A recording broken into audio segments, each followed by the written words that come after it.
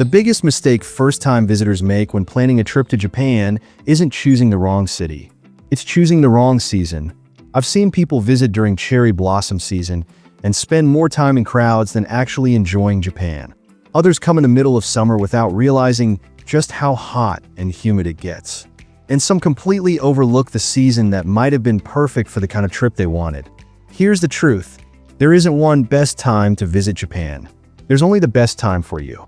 In this video, I'll break down all 4 seasons. The pros, the downsides, the weather, the experiences, and the mistakes most travelers don't see coming. By the end, you'll know exactly which season fits your travel style, your budget, and the kind of memories you want to bring home. Let's start with the season that puts Japan on almost everyone's bucket list. For many people, spring is Japan. It's the season of cherry blossoms, colorful parks, traditional festivals, and some of the most iconic scenery you'll ever see. If this is your first trip to Japan, it's easy to understand why spring is usually the first choice. But here's the reality. Spring can either become the trip of a lifetime or the most crowded vacation you've ever taken. It all depends on when you visit and how well you plan.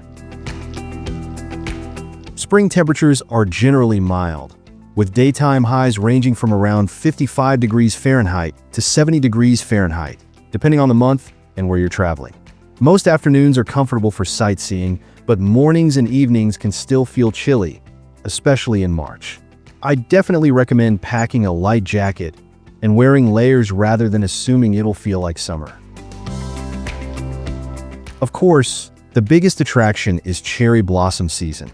Watching pink cherry trees line rivers, parks, castle grounds, and temples is one of those experiences that really lives up to the hype. But I wouldn't stop there. One thing that often gets overlooked is how enjoyable Japan becomes simply because of the weather. Walking through neighborhoods, exploring temples, or spending hours in a city park feels much more comfortable than it does during the hotter months. You'll also find plenty of seasonal festivals, beautiful gardens coming back to life, and limited-time spring foods appearing everywhere, from sakura-themed desserts to seasonal drinks. If you're visiting during cherry blossom season, expect crowds. And I don't just mean at famous attractions. Hotels become more expensive, popular restaurants get busier, and many trains sell out well in advance. Especially around Golden Week, Japan's major holiday period that usually falls from late April into early May. If your schedule happens to overlap with Golden Week, book your accommodations and long-distance transportation as early as possible. Many people plan their entire trip around one specific cherry blossom date. I wouldn't. Cherry blossoms don't bloom on exactly the same day every year. Weather conditions can shift the timing by several days, and full bloom usually lasts only about a week. Instead of building your entire itinerary around a single date, give yourself a little flexibility whenever possible. You'll enjoy a much less stressful trip. If seeing cherry blossoms is your biggest dream, then spring is absolutely worth it. Just go in with realistic expectations. Wake up early for popular viewing spots. Book everything well in advance. And remember that some of the quieter neighborhood parks can be every bit as beautiful as Japan's famous postcard locations. Sometimes the best cherry blossom experience isn't the one everyone else is rushing toward. It's your first visit to Japan. Cherry blossoms are high on your bucket list. You enjoy mild weather and spending lots of time outdoors. You don't mind paying a little more for one of Japan's most iconic seasons. If your priority is avoiding crowds or traveling on a tighter budget, though, I'd keep watching because another season might actually suit you much better. I'll be honest, summer is probably the most misunderstood season in Japan. A lot of travelers see school vacations and assume it's the perfect time to visit. Then they arrive in Tokyo or Kyoto, spend all day walking outdoors, and wonder why they're completely exhausted by lunchtime. Here's the thing, summer isn't a bad time to visit Japan. You just have to travel differently. Summer is hot, but it's the humidity that catches most visitors off guard. Daytime temperatures often range between 80 degrees Fahrenheit and 95 degrees Fahrenheit, in many cities, and the high humidity makes it feel even warmer. If you've never experienced an East Asian summer before, don't underestimate it. Sightseeing all afternoon under the sun can become tiring much faster than you expect. There's also one more thing to know. From early June to mid-July, much of Japan goes through its rainy season. It doesn't rain all day, every day, but you should expect occasional showers and cloudy weather. Now here's where summer surprises people. This is festival season. If you've ever imagined walking through streets filled with colorful lanterns, people wearing traditional yukata, incredible fireworks lighting up the night sky, and food stalls serving local favorites, this is when Japan comes alive. Some of the country's most famous summer festivals happen during this season, and they're unlike anything you'll experience at other times of the year. Personally, I think watching a Japanese fireworks festival beside a river on a warm summer evening is one of the most memorable cultural experiences you can have. This is probably my biggest recommendation. If I were planning a summer trip today, I wouldn't spend 10 straight days walking around Tokyo, Kyoto, and Osaka. I'd mix in places where the season actually works in your favor. Think about cooler mountain towns like Karuizawa, the beautiful landscapes of Hokkaido, relaxing beaches in Okinawa, or lakes and rivers where you can kayak, swim, or simply escape the city heat. Summer becomes much more enjoyable when you build your itinerary around nature instead of concrete. The first mistake is trying to sightsee exactly the same way they would in spring or autumn. Instead, plan outdoor activities early in the morning or later in the evening. Then use the hottest part of the day for museums, shopping, cafes, or a relaxing lunch indoors. The second mistake is forgetting to stay hydrated. Convenience stores are everywhere in Japan, so make use of them. Grab a cold drink whenever you need one, and don't ignore the heat. A small adjustment like this can completely change how enjoyable your day feels. If your dream is to experience traditional festivals, fireworks, beaches, and Japan's incredible outdoor scenery, don't let the weather scare you away. Just don't fight the season.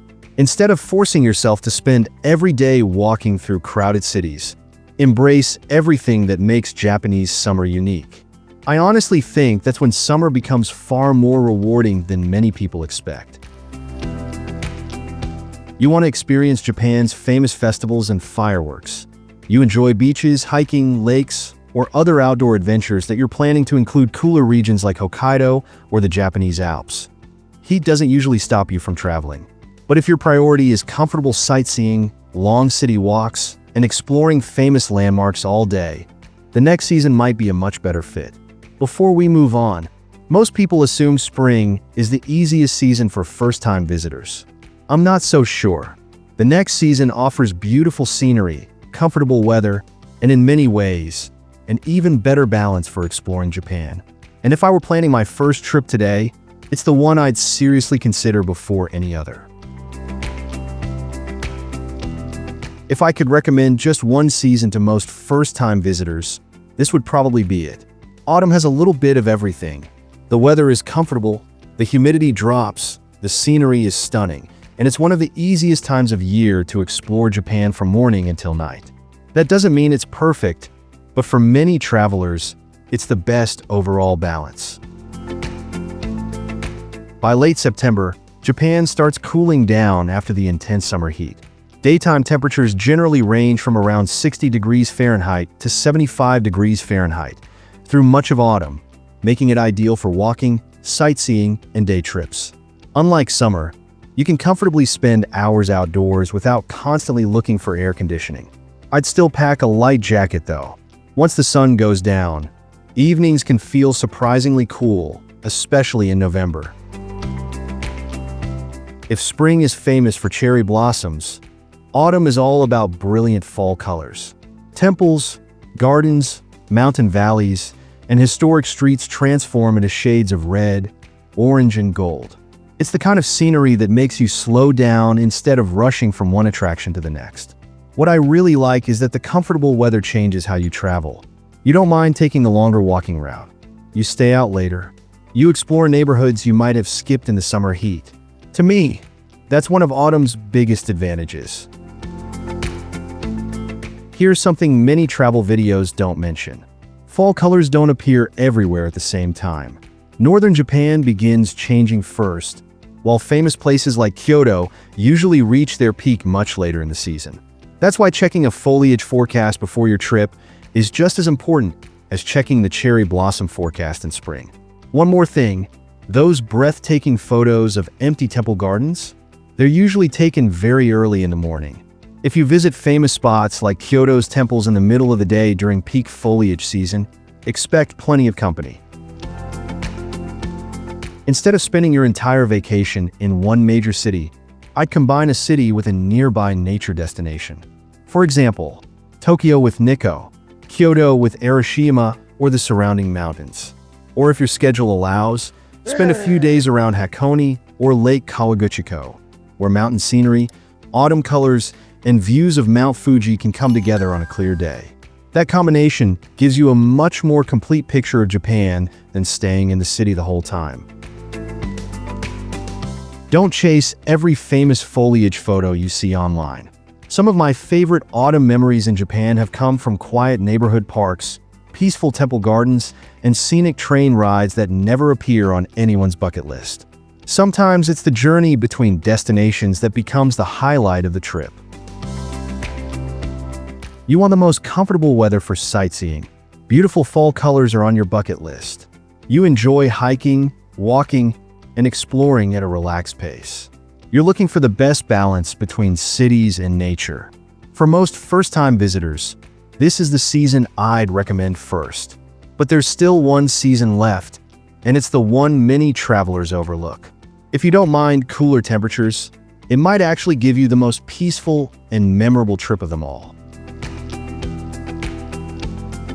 Winter doesn't usually top most people's Japan bucket list. And honestly, that's exactly why I think it's so underrated. While everyone else is chasing cherry blossoms or fall colors, winter offers something completely different. Peaceful cities, incredible food, relaxing hot springs, and some of the best snow you'll find anywhere in the world. If that sounds more like your kind of vacation, winter deserves a serious look. Winter temperatures vary a lot depending on where you go. Cities like Tokyo, Kyoto, and Osaka are generally cool rather than brutally cold, with daytime temperatures often ranging between 40 degrees Fahrenheit and 55 degrees Fahrenheit. Head north to places like Hokkaido or into the mountains, though, and it's a completely different story. Snow is common, temperatures frequently drop below freezing, and proper winter clothing becomes essential. The good news is that Japan is well prepared for winter, so traveling around is usually easier than many first-time visitors expect. What surprised me most about winter wasn't the snow. It was how much calmer Japan felt. Outside of the New Year's holiday period, many famous attractions are noticeably less crowded than in spring or autumn. That means more space to explore temples, quieter streets, and a slower pace that lets you enjoy the destination instead of constantly navigating through crowds. Then there's the food. Winter is the perfect season for steaming bowls of ramen, hot pot dishes, fresh seafood, and comforting local specialties that somehow taste even better on a cold day. If you're visiting during winter, I'd focus less on trying to see everything and more on enjoying experiences you simply can't have during other seasons. Spend a night at a traditional ryokan. Relax in an outdoor onsen while cool mountain air surrounds you. Visit the Sapporo Snow Festival if your dates line up. Or, if skiing or snowboarding is your thing, destinations like Niseko, Hakuba, and Nozawa Onsen are world famous for a reason. This is the season to slow down and enjoy Japan rather than rushing from one attraction to another. Winter is generally easier to travel than many people expect, but there are a few things worth planning for. If you're heading into snowy regions, bring warm layers and shoes with good grip. And if you're traveling around late December through the first few days of January, remember that it's one of Japan's busiest domestic travel periods. Hotels, trains, and popular attractions can fill up quickly as people travel to celebrate the new year. Outside of that holiday window, though, winter is often one of the most relaxed times to visit. If your idea of a great vacation is fewer crowds, cozy evenings, incredible food, and unforgettable mountain scenery. Don't overlook winter just because it's cold. I honestly think it's one of Japan's best-kept travel secrets. You want to avoid the biggest tourist crowds. You're interested in skiing, snowboarding, or snow festivals. Staying in a traditional ryokan with an onsen sounds like your perfect vacation. Great seasonal food is just as important to you as sightseeing. If you've made it this far, you probably already have a season in mind. But if you're still undecided, here's what I'd recommend. Choose spring if seeing cherry blossoms has always been your dream. Yes, you'll deal with bigger crowds, but for many people, it's a once-in-a-lifetime experience that's worth it. Choose summer if you're more interested in festivals, fireworks, beaches, and outdoor adventures than spending all day sightseeing in big cities. Just be ready for the heat. Choose autumn if you want the best overall balance.